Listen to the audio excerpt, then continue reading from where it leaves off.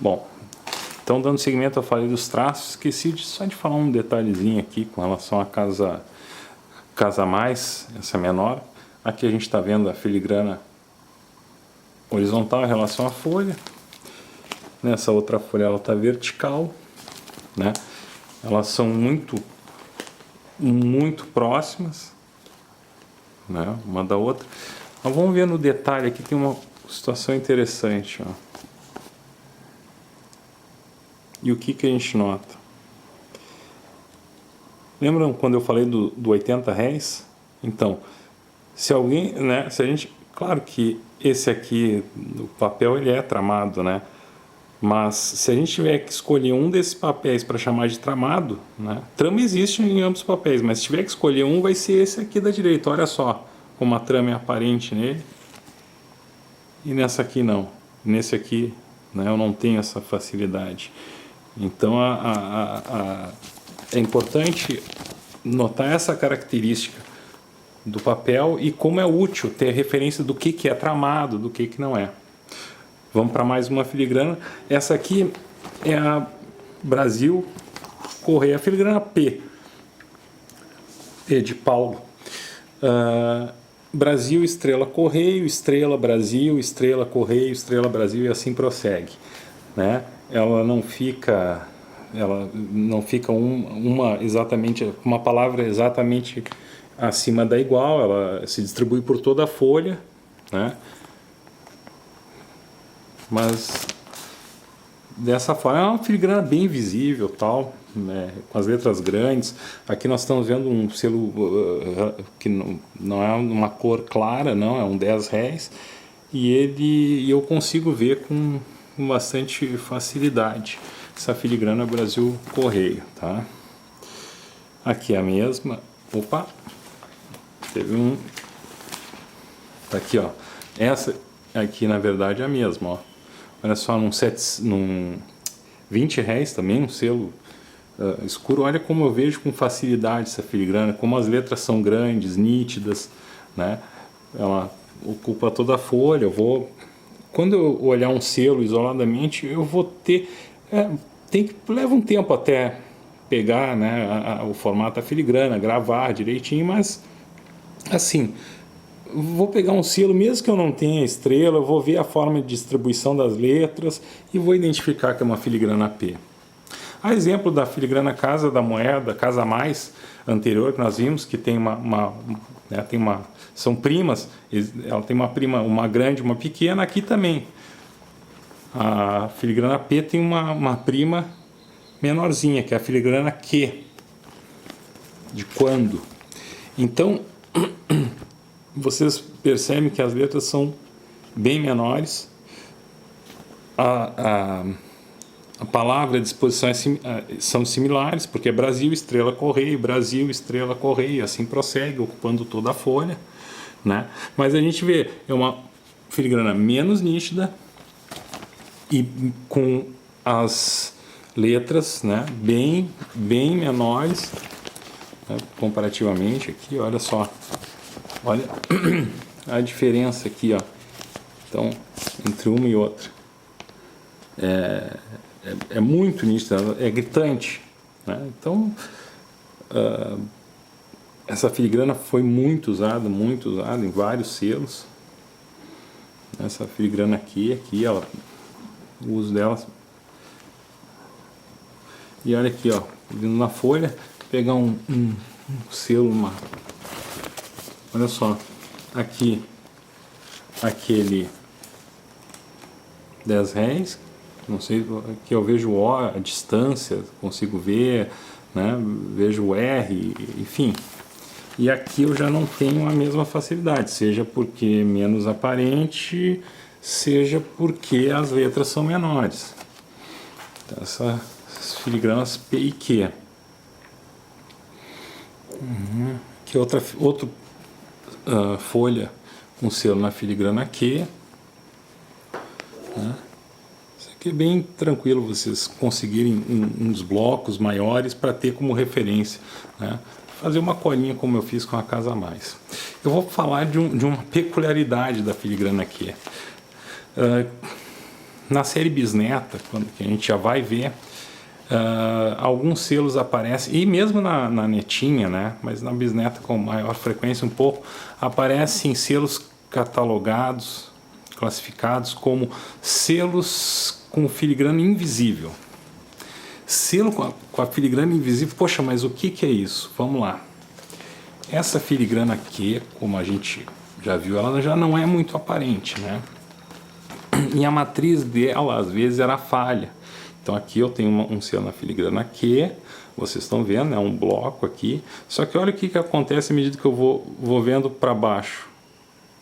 Olha aqui como a filigrana, ela até aparece em algumas partes, mas ela meio que some, né? Vai sumindo, e se eu for olhar aqui, eu identifico muito pouco ou quase nada da filigrana. Eu vou botar esse selo para exame. Se eu pegar uma parte dele aqui, eu vou identificar que é filigrana Q.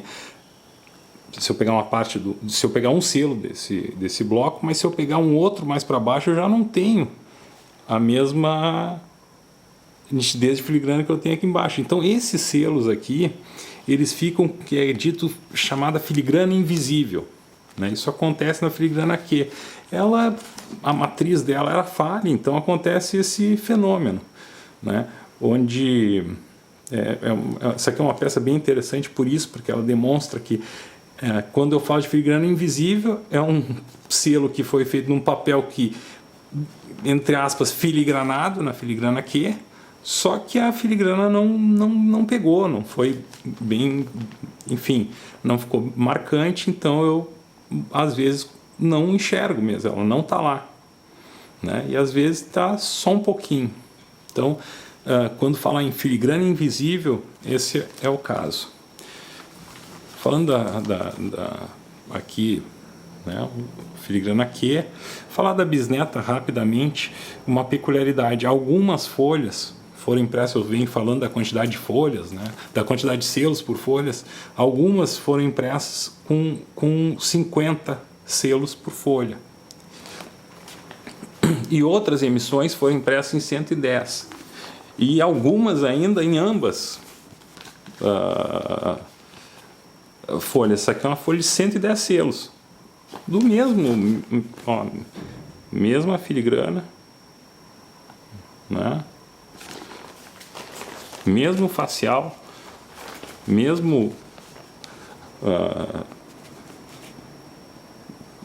gravura, é o mesmo selo, eles têm a mesma classificação, só que em duas folhas, simultaneamente em duas folhas de tamanho, não simultaneamente, mas enfim, foram feitos em duas folhas de tamanhos diferentes.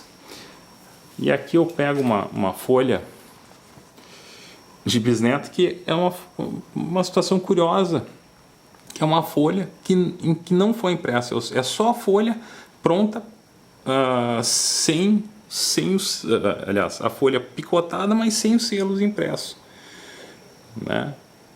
Então eu tenho aqui, consigo ver a filigrana, nesse caso foi, mas é uma folha sem impressão, não houve impressão do selo aqui. Aproveitando que eu estou falando disso, da Bisneta e de papéis que eu quero mostrar, isso aqui é uma coisa que muita gente tem dúvida. Também vamos aproveitar e vamos, né, prestar atenção. Olha o aspecto, vocês estão vendo que está rajado, né? A folha inteira está rajada, os selos, né? Se a gente olhar contra a luz, eles ficam rajados. Que é isso aqui? Que fenômeno é esse? Isso é o que se chama papel marmorizado, tá? O que é o papel marmorizado? É quando os selos eram feitos em papel gessado, tinha que se espalhar uma substância para deixar o papel gessado, né? Para a fabricação do papel gessado. Só que essa substância às vezes não era regularmente espalhada, tinha um problema, e que acabava dando esse aspecto de marmorizado ao selo. Olha só. Então isso acontece só com selos que eram para ser impressos em papel gessado.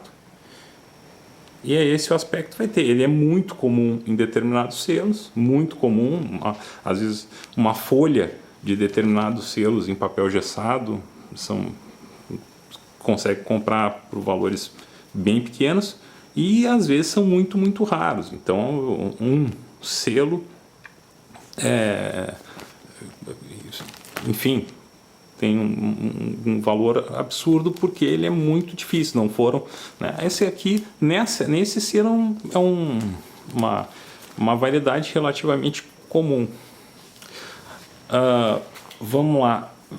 Eu não falei da filigrana Armas, né? Eu não peguei um selo comemorativo, até porque eu não tenho blocos muito grandes do selo, perdão, do selo regular, porque eu não tenho blocos muito grandes, selos regulares são bem raros, né?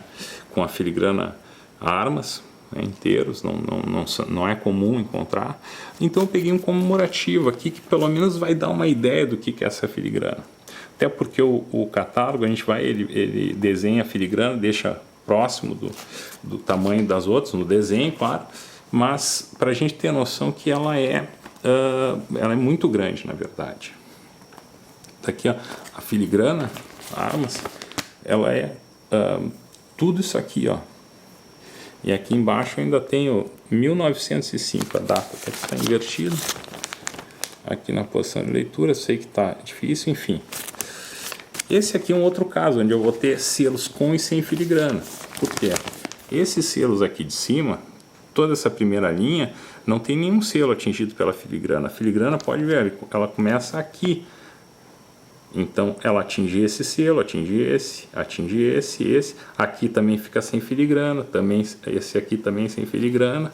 A última linha, exceto por esse selo do meio, que o 1905 atinge ele um pouco. Esses outros selos aqui ficam sem filigrana.